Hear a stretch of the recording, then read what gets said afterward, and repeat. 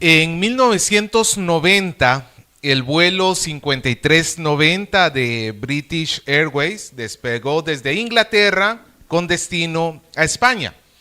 Y a cargo de este avión lo llevaba el capitán Tim Lancaster.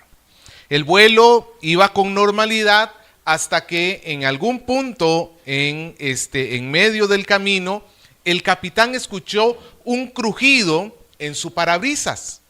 Inmediatamente después el parabrisas reventó y no sé si usted sabe lo que pasa cuando un avión se despresuriza de esa manera. Todo el aire interior es impulsado hacia afuera y el piloto se fue arrastrado por ese aire hacia afuera del avión, quedando sus pies sujetos del timón. Fue lo único que impidió de que él cayera al vacío.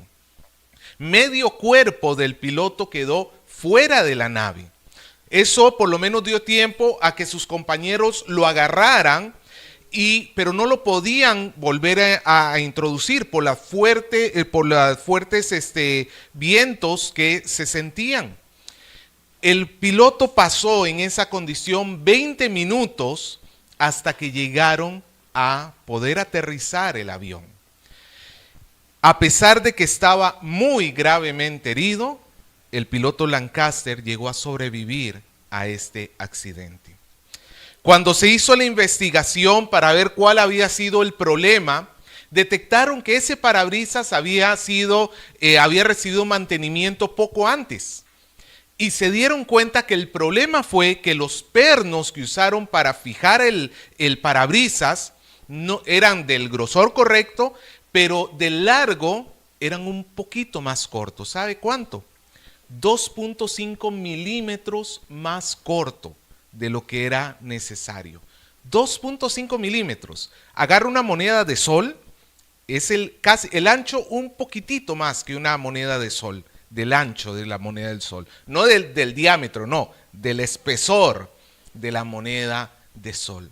Imagínate lo que es que tan delicada era la situación que 2.5 milímetros casi compromete la vida no solamente del capitán, sino de toda la aeronave. Ese pequeño error de 2.5 milímetros pudo haber sido fatal.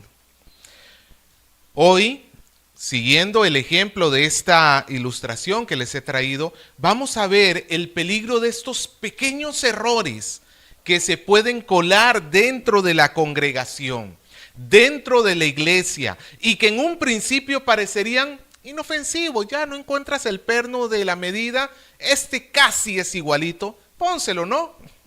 Ponlo nomás. Ese tipo de errores, obviamente dentro de la iglesia no es que estamos pensando en pernos, sino que estamos pensando en ¿qué? En doctrinas. Errores doctrinales pueden llegar a ser terribles para una congregación. Vamos a ver cómo Pablo advierte a Timoteo y por ende a los efesios sobre este tipo de errores. Comencemos viendo el versículo 3. Pablo le dice a Timoteo: como te rogué que te quedases en Éfeso cuando fui a Macedonia, para que mandases a algunos que no enseñen diferente doctrina. Pablo había visitado la iglesia de Éfeso y había detectado de que habían estas falsas doctrinas que se habían infiltrado dentro de la iglesia. Así que Pablo le ruega a Timoteo para que Timoteo se quede en Éfeso y pueda darle una solución a este problema. Ahora, aunque Pablo lo dice con palabras bastante suaves, te rogué que te quedes en Éfeso, no hay que olvidar que en última instancia esta es una orden apostólica. A pesar de que Pablo está diciéndole, te rogué, lo que en realidad estaba haciendo Pablo era diciendo a Timoteo, Timoteo, es necesario que tú te quedes allí. Es necesario que Timoteo pudiese quedar, como sigue diciendo el versículo 3, para mandar a algunos que no enseñen diferente doctrina, ni presten atención a fábulas y genealogías interminables. Y aquí está más o menos lo que el problema que tenemos en Éfeso. Éfeso, esta ciudad griega, al igual que como hemos visto en otro momento, Galacia, el asunto de los Gálatas, o con Tito y en Creta, se estaba viviendo una situación de una mezcla de la verdad y la mentira dentro de la congregación. ¿Qué estaba sucediendo particularmente en Éfeso? Bueno, más adelante Pablo va a decir que habían personas que prohibían casarse, decían que el matrimonio era pecado o que era prohibido comer ciertos alimentos, volviendo a levantar la ley mosaica. Pero en este caso, Pablo está denunciando que el problema es que hay personas que están creando fábulas y genealogías interminables. Esto significa que habían personas que tomaban historias de la Biblia. Piense en una historia del Antiguo Testamento. Sansón, ya. Y imagínate que alrededor de Sansón tú comiences a crear una historia paralela. Quizás la juventud de Sansón o cómo Sansón conoció a Dalila. O la historia de Dalila antes de Sansón. Cuestiones así. ¿Ah? Un spin-off, exactamente. Cuestiones donde ya se comenzaban a crear historias ficticias alrededor del relato bíblico. Y hasta cierto punto diríamos esto no es malo per se. O sea, por ejemplo, cuando vemos películas cristianas o vemos alguna serie cristiana, muchas cosas de que se presentan pues no están en la Biblia. Pero si tú sabes que esas cosas no están en la Biblia y sabes que en realidad no sucedió así, está bien, es entretenimiento a final de cuentas. El problema es que ellos están agarrando esas fábulas y las levantaban al nivel de la Biblia. Las daban por canon, las daban por parte de la historia bíblica. Incluso hay escritos que hacían los rabíes, como los llamados Talmud, donde se incluían estas historias y ya las pasaban como parte de la escritura. Por ejemplo, en el Talmud hay historias de cómo los rabís, por ejemplo, contaban de que los ángeles se circuncidaban. Y lo enseñaban como doctrina. Lo enseñaban como parte de la enseñanza bíblica. Toman estos elementos que son ficticios, son verdaderos, pero les inventan historias alrededor para luego tratar estas cosas como verdad de Dios. ¿Ves cuál es el problema de esto? Confusión. Es muy fácil que este tipo de cosas puedan comenzar a traer un mal entendimiento de la Biblia por parte de la congregación. Una persona, por ejemplo, que no lee su Biblia y que se basa solamente, por ejemplo, en lo que ve en televisión o internet sobre estos cuentos bíblicos, así sean cuentos para niños. Si tú no lees la Biblia, tú vas a pensar que ciertas situaciones que se ven allí son lo que sucedió, son lo correcto. Y puedes terminar terriblemente confundido. Esto me recordó cuando hace mucho tiempo atrás yo leí un libro, no sé si llamarlo cristiano, en teoría es cristiano, pero a estas alturas 25 años después, ya no lo puedo catalogar como cristiano al escritor. Esta persona escribió un libro donde se contaban este tipo de historias. Por ejemplo, una de las que más me llamó la atención era sobre el día que tuvo el ladrón bueno que murió al costado de Jesús. El que le dijo, acuérdate de mí cuando vengas en tu reino. Cómo ese día se había levantado temprano para salir a trabajar, era ladrón, a trabajar, despidiéndose de su casa, de su madre, sin saber que poco después lo iban a arrestar y lo iban a procesar y que iba a ser crucificado ese mismo día. Y sí, como entretenimiento eso puede pasar así como divertido quizá, pero no puede suplantar nunca la verdad bíblica. Estas personas estaban engañando a la gente. Y quizás tú digas, yo no caigo en eso. Te pregunto, cuando llegaste a Cristo, ¿no venías tú con un montón de pensamientos errados acerca de Dios, de Jesús, de la vida eterna? Comenzando porque posiblemente tú fuiste criado dentro de la religión romana, el catolicismo, y uno de los pensamientos es que tú te tienes que ganar tu salvación por obras. Para eso tienes que hacer la comunión, para eso tienes que estar bautizado, para eso tienes que cumplir una lista de cosas. ¿Creías en eso o no creías en eso antes? O hay personas que piensan que, por ejemplo, que al morir nos volvemos ángeles. Y no estoy hablando solamente de personas dentro del catolicismo, estoy hablando de personas dentro de las iglesias evangélicas, donde piensan que la persona cuando muere se transforma en un ángel. ¿Sabe, amado hermano? Este tipo de amenazas siguen vigentes entre nosotros. Y la única protección que nosotros tenemos es conocer la verdad de Dios. Este tipo de engaños son peligrosos. Mira lo que sigue diciendo el versículo 4. ¿Qué es lo que producen este tipo de cosas? Dice que acarrean disputas, más bien que edificación de Dios, que es por fe. Así te encargo ahora.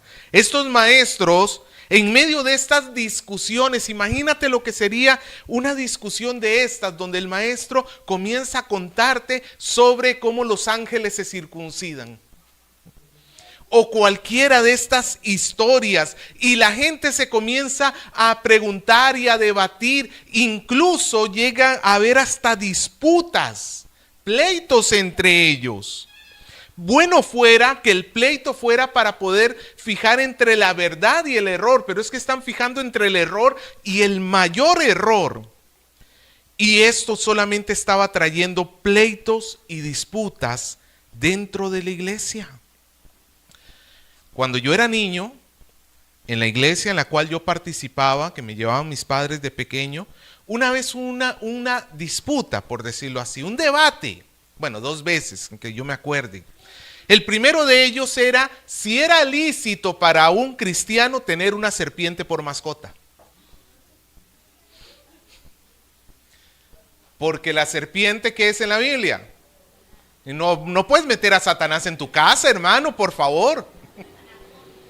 Y estaban en esa disputa. Otra cosa, luego me acuerdo, estaban preguntándose si era correcto que si yo tengo un hijo, le ponga por nombre Jesús, porque Jesús es el más alto de todos los nombres. Y estaban en esa disputa.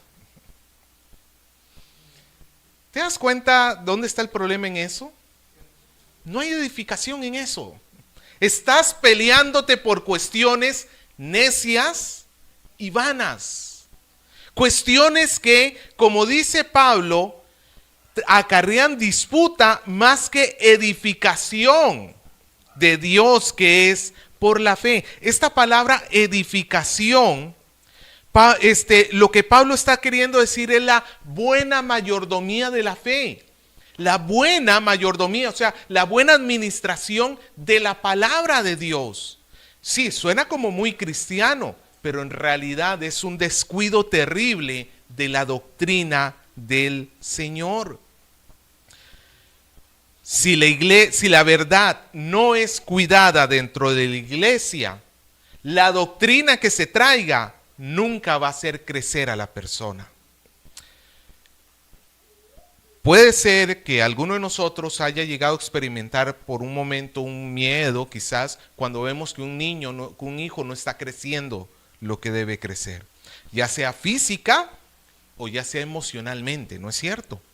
Hay una expectativa de que la persona vaya desarrollándose de menos a más. Pero con este tipo de pensamientos, la gente se está inflando la cabeza de conocimientos y conocimientos y conocimientos, pero no hay verdadero crecimiento detrás. Míralo así. Sin verdad pura, no hay crecimiento de la iglesia. Si tú no te preocupas por lo que escuchas, puede ser que lo que escuches no te sirva para absolutamente nada. El problema que estamos teniendo ahora con la comida rápida, ¿no es cierto? Que lo que hace es llenar el estómago, pero ¿lo nutre? No, no lo nutre. Te sirve para no morir de inanición inmediatamente. Te sirve para calmar el estómago por un rato. Pero a largo plazo no te está proveyendo de lo que tú necesitas para crecer. Bueno, yo sé que ya la gran mayoría de nosotros perdió la esperanza de crecer en el sentido estricto de la palabra, pero aún así nuestro cuerpo lo mantenemos nutrido. Si la iglesia no crece, la iglesia camina hacia el pecado. Si no hay caminar hacia la verdad, hay caminar hacia la mentira. Y si no hay verdad, no hay santidad. Si no hay santidad, lo que tenemos es pecado. Por eso Pablo va a continuar su argumento mostrándole a Timoteo por qué es necesario esto. Versículo 5. Pablo dice acerca de esta instrucción de quedarse para poder enseñar, que no digan ese tipo de doctrinas. Pablo dice en el versículo 5, pues el propósito de este mandamiento es el amor nacido de corazón limpio y de buena conciencia y de fe no fingida. Pablo nos quiere mostrar que al mandar esto, él no está queriendo imponer su autoridad. Ahora sí van a saber quién es el que manda acá. O su propósito ni siquiera es humillar a los falsos maestros. ¿Cuál es el propósito de Pablo? El amor. Pablo está mandando a resistir la mentira por amor. ¿Amor a quién? Amor a la iglesia en primer lugar, porque ya vimos que esto no le va a servir para nada a la iglesia, pero en segundo lugar incluso amor hacia el falso maestro. Porque si ese falso maestro, Dios le ilumina su entendimiento y pudiese arrepentirse, esa persona pudiera venir a la salvación. Ahora, Pablo nos da 3 características del amor acá. ¿Qué dice sobre el amor? ¿En qué se basa el amor? En un corazón limpio. ¿En qué más? En una buena conciencia y finalmente en una fe no fingida. El objetivo que tiene Pablo es que esto esté en el corazón de las personas, que venga de un corazón limpio, un corazón que ha sido regenerado por nuestro Señor Jesucristo y que se va a mostrar a través de una buena intención, una buena conciencia, que está buscando lo bueno, lo que es correcto delante de Dios y para edificación de la iglesia. Y una fe no fingida. Acá fe tiene que ver con la doctrina, una doctrina, una verdad del evangelio que no está buscando una cuestión secundaria, una cuestión oculta. Como vamos a ver que los pseudos maestros de Éfeso tenían un propósito escondido detrás de sus grandilocuentes charlas acerca de este tipo de doctrinas erradas. Ellos, mira lo que dice el versículo 7, dice que ¿qué querían ser?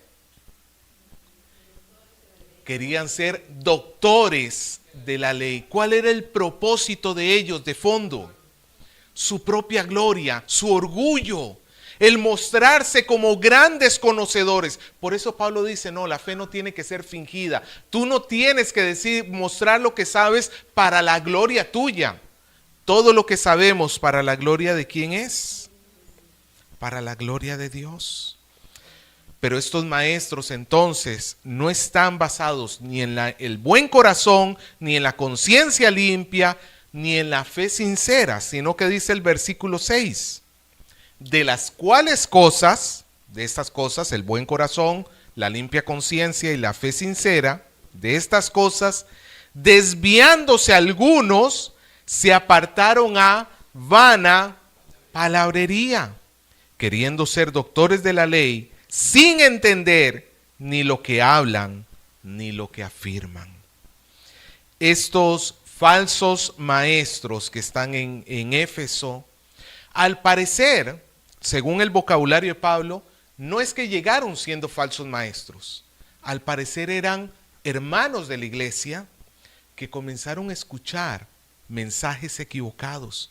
Durante un tiempo ellos parecían profesar la verdadera fe, pero luego comenzaron a desviarse.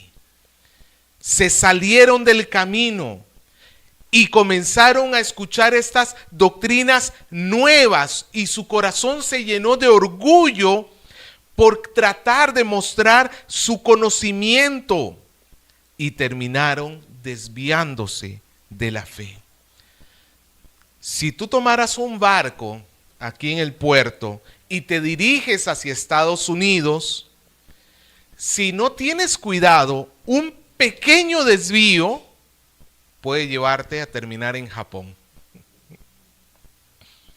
Un pequeño desvío puede terminar que ese barco no llegue donde tenía que llegar. Y es lo que le está sucediendo a la iglesia.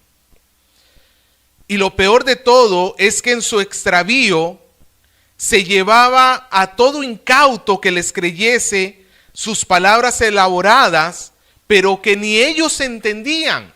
La gente le creía lo que está diciendo, pero ni siquiera ellos entendían lo que estaban diciendo o afirmando. Así que por un lado, Pablo muestra que este mandamiento que él da tiene una buena motivación, que es el amor. Pero los falsos maestros no tienen una buena motivación con su actuar. Eso nos tiene que llevar a nosotros a pensar, amados hermanos. ¿Qué nos motiva a nosotros con el conocer la verdad? Tú que estudias la Biblia, espero que la estudies. Tú que la lees, ¿cuál es el motivo de tu corazón? ¿Qué es lo que tú estás buscando de fondo? ¿Es el orgullo? ¿Es porque quieres mostrar que eres un gran conocedor? ¿O es porque quieres mostrar que eres mejor que los demás? Es verdaderamente el amor lo que nos mueve cuando nosotros conocemos o cuando nosotros enseñamos a otros la verdad. Puedes decir con sinceridad que tu corazón es limpio, tu conciencia es buena y estás buscando una fe no fingida cuando te acercas a las Escrituras. Ahora, pudiera ser que alguno pensara de que Pablo desprecia la ley de Dios porque está tratando a estos hombres muy duramente y quizás por ahí alguno diría, no, puede ser que Pablo no quiere la ley de Dios, la está desechando. No, vamos a ver que no. Mira el versículo 8 conmigo. Pablo dice, pero sabemos que la ley es buena si uno la usa legítimamente. Esta es algo que me llamó mucho la atención. La ley hay que usarla conforme a ley. La ley tiene que ser usada conforme a ley. Pablo no piensa que la ley es mala. Pablo no la ha desechado. Pablo dice que la ley es buena. Literalmente significa útil. Pero no se puede utilizar la ley de cualquier forma. Cuando hablo aquí de la ley, no solamente estoy incluyendo los mandamientos, los 613 mandamientos que tiene la Biblia, sino la Escritura en términos generales, porque esto aplica a toda la Escritura. La palabra tiene que leerse de manera correcta. La ley fue dada con un propósito y ese propósito tiene que respetarse. ¿Para qué usaban la ley los falsos maestros de Éfeso?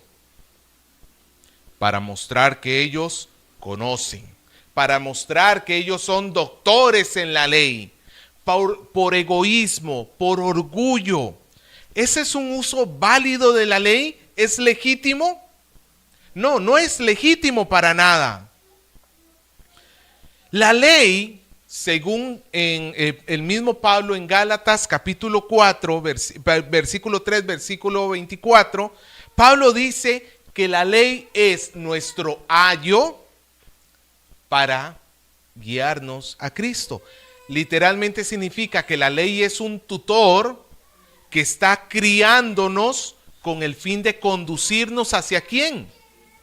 Hacia Cristo. El propósito de la ley es que cuando tú escuchas la ley, no termines diciendo, yo ya lo conozco, yo ya lo sé, yo soy bueno. ¿Te acuerdas del joven rico que se presentó ante Jesús? Señor, ¿qué hago para entrar al reino de los cielos? Y Jesús, ¿qué le dijo? La ley, los mandamientos. Ah, Señor, todo eso yo lo he hecho desde mi juventud. Este hombre estaba terriblemente equivocado. Estaba utilizando la ley para tratar de confirmar su justicia, cuando la palabra de Dios dice claramente que no hay ninguno bueno, ninguno justo. Pero estos se creían justos. Por eso en el versículo 9 Pablo dice, conociendo esto, que la ley no fue dada para el justo. Esto es como con cierto sarcasmo. Estos hombres se creían justos, se creían buenos, estaban por encima de los demás. Pablo dice, ellos no deberían ni usar la ley porque la ley no tiene efecto en ellos. La ley no es para lo que ellos están haciendo, para lo que le están utilizando. Ellos están usando la ley para llamarse justos. La ley no es para eso. Así que si no usaban la ley para lo que era dado, tenía Pablo que enseñarlo. El propósito de la ley es sacar a luz el pecado. Mostrar cómo el hombre viola el pecado. Y ahí comienza en el versículo 9 a la mitad. ¿Para quién es la ley? ¿La ley para quién es? Transgresores y desobedientes, impíos y pecadores, irreverentes y profanos. Todos estos pecados que usted ve de acá, ¿hacia quién están dirigidos en particular? A ver si alguno lo nota.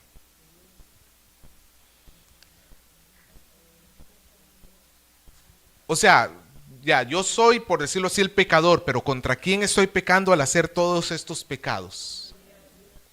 Contra Dios. Son pecados directamente contra Dios. Son el equivalente de fallar en la primera tabla de la ley, lo que hemos visto en los 4 primeros mandamientos. Estas personas están siendo transgresores, pasan la línea de la ley, son desobedientes. Son impíos. La palabra impío significa que no tiene piedad. Piedad es seguir a Dios, tener devoción por Dios. En lugar de seguir a Dios, se siguen a ellos mismos. Son pecadores, fallan en el blanco de la gloria de Dios. Son irreverentes y profanos. Eso significa que no toman las cosas de Dios como santas, sino que las tratan como cosas comunes. ¿Te acuerdas del mandamiento, no tomarás el nombre de Dios en vano? ¿Por qué crees que Dios pedía que su nombre no se tomara a la ligera? Porque Él es santo.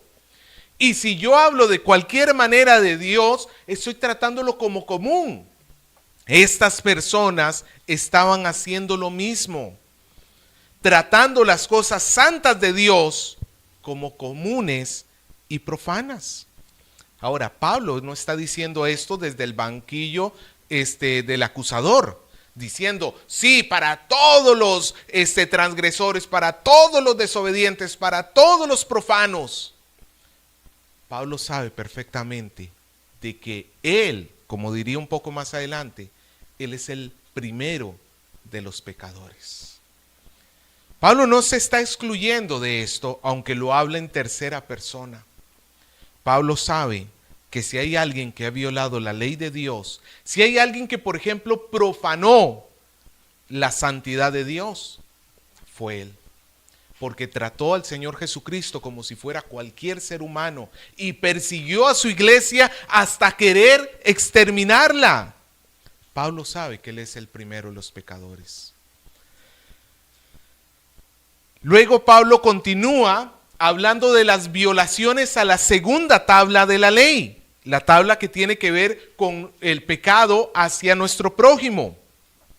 ¿Cuál es el quinto mandamiento? El primero de la segunda tabla. Honrar a padre y a madre. ¿Cuál sería la peor deshonra que se le puede hacer a un padre o una madre? Justamente lo que Pablo dice en el versículo 9. Para los parricidas y matricidas. Esto significa para los que matan a su padre y a su madre. Es la peor forma de violar el quinto mandamiento. Para los homicidas, para los que asesinan intencionalmente, deseando el mal y ejecutando el mal con sus manos. Violación del sexto mandamiento. Para los fornicarios y sodomitas, para los que están violando el mandamiento de no adulterar de una manera también abierta, incluso de la peor forma. Es interesante, aquí la palabra sodomita significa literalmente el que se echa en la cama con varones. Hablando de un varón que se echa en la cama con otro varón. Yo no entiendo cómo hay liberales que tratan de esconder que la Biblia condena abiertamente el homosexualismo. Lo trata como, mira, aquí Pablo está queriendo dar ejemplos de las peores formas de manifestar los pecados. Y dentro de estas peores formas, para hablar sobre el adulterio, escogió la sodomía. Pero hoy tenemos a gente que se siente orgullosa. Tienen hasta su mes del orgullo para enorgullecerse de lo que a todas luces bíblicamente es una aberración delante de Dios. Tenemos personas que no solamente son fornicarios y sodomitas. ¿Cuál es el siguiente mandamiento? Tanta práctica que hemos hecho. Después de adulterar, ¿qué es lo que no hay que hacer? O mejor dicho, después de no adulterar, ¿qué es lo que no hay que hacer? No matar era antes. No matar, no adulterar, no robar. ¿Cuál sería la peor cosa que tú te puedes robar? El celular de una persona. No, existe algo peor. Robarte a la misma persona. Por eso Pablo habla de los secuestradores. En la antigüedad existían esta práctica de robar personas para llevarlas a esclavitud. Bueno, esto no es antiguamente, esto hasta el día de hoy existe. Pero se robaban niños para volverlos esclavos. Ese es el peor robo que puede hacer una persona. Y luego, después de robar, ¿cuál es el siguiente mandamiento? No dar falso testimonio. Por eso Pablo termina diciendo, para los mentirosos y perjuros, para los que te dicen, por mi mamacita que no lo he hecho, pero en realidad están mintiendo. En realidad están falseando, están utilizando el juramento para tratar de pasar su mentira. Pablo está señalando que la ley saca a luz el pecado del hombre. Saca a luz, y ese es el uso correcto de la ley. La ley está hecha para que tú, cuando te pones debajo de la lupa, termines diciendo, soy malo. He hecho lo malo. He fracasado en buscar la gloria de Dios. Necesito un Salvador. La salvación de Dios no se puede dar a cualquiera que tenga orgullo en el corazón. Mientras que tú digas, yo puedo, yo soy bueno, nunca la ley de Dios va a estar haciendo en ti lo que tenía que ser. En estos falsos maestros que utilizaban la ley para enorgullecerse, cuando en realidad la ley tenía que utilizarse para tirarlos al piso, para que ellos dijeran con humildad, necesitamos que Dios nos salve. Amado hermano, ejemplos del mal uso de las Escrituras tenemos muchísimos hoy en día. Desde pactos, personas que manipulan a su audiencia, a su iglesia, diciéndole, ¿tú quieres que Dios te perdone tu deuda? ¿Tú quieres que el Señor te sane? Ven y trae tu dinero. Y toman versículos bíblicos, y nuevamente manipulados, sacados de contexto, para poder tratar de validar una práctica que la Biblia, como vamos a ver en las próximas semanas, cataloga de avaricia, propio de falsos maestros.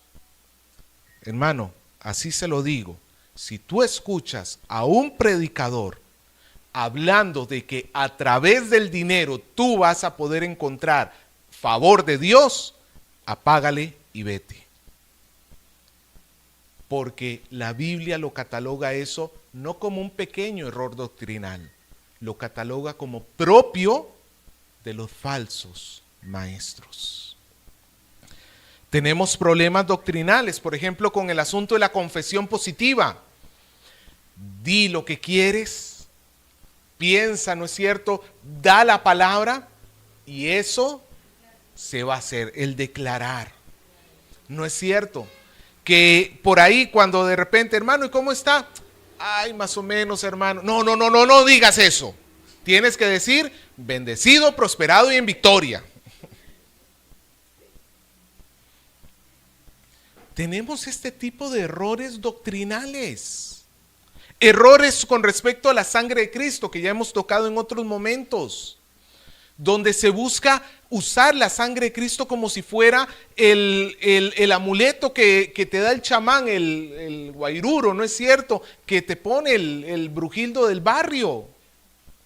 Tenemos todo tipo de errores doctrinales en torno a nosotros. Y todo esto, mira cómo termina el versículo 10 de Pablo, que dice Pablo. Pablo dice que todo esto es para cuantos se opongan a la sana doctrina. Todo ese tipo de usos ilícitos de la ley no son otra cosa que oposición a la sana doctrina y según el glorioso evangelio del Dios bendito que me ha sido encomendado, dice Pablo. Amado hermano, hay que mirar nuestro corazón. No solamente te pido que te fijes las prédicas que escuchas o las enseñanzas que escuchas. ¿Qué de las canciones cristianas que hay el día de hoy? ¿Qué de las canciones donde, por ejemplo, en una de las canciones de Jesús Adrián Romero, él dice que Dios ha hecho todo lo que existe para llamar mi atención? O sea, Dios va desesperadamente creando todo porque quiere que tú lo vuelvas a ver. Eso dice la Biblia. ¿Qué dice la Biblia? ¿Para qué creó Dios todas las cosas? Para su propia gloria. Incluso tú fuiste creado para su gloria. Pero es que la canción esta obedece a un tipo de pensamiento humanista, donde el hombre se pone en el centro del universo y Dios está ahí girando en torno al hombre. ¿Qué es lo que quieres? ¿Qué es lo que necesitas? ¿Qué es lo que yo estoy para tu bien? Yo estoy para ayudarte. Yo estoy para que tú estés feliz. Amado hermano, ¿es Dios o el genio de la lámpara? Tienes que tener cuidado aún con las canciones que escuchas. Muchas suenan muy bonito, pero pueden tener graves errores doctrinales de fondo. Y recuerda que este tipo de errores no es que van a ser poquita cosa. No, traen disputas y no edificación. ¿Tú sabes cuál es el propósito de nosotros como iglesia? ¿Te has puesto a pensar para qué existimos como iglesia? Existimos para parecernos a Cristo. Existimos para mostrar a Cristo al mundo. ¿Cómo la mentira nos puede ayudar en ese propósito? Si más bien nos está apartando de la imagen del Hijo de Dios. Recuerda, 2.5 milímetros fue suficiente para que aquel avión casi se estrellara. 2.5 milímetros. Una mentirita mezclada con mucha verdad, pero ahí estará la pequeña mentirita. Como alguna vez escuché a un predicador decir, imagínate que tienes tu botella de agua y que te fijas en la etiqueta y dice 99.9% de agua pura, 0.1% de tóxico veneno. Toma. ¿Te la tomas? Pero es poquito. Pero es poquito.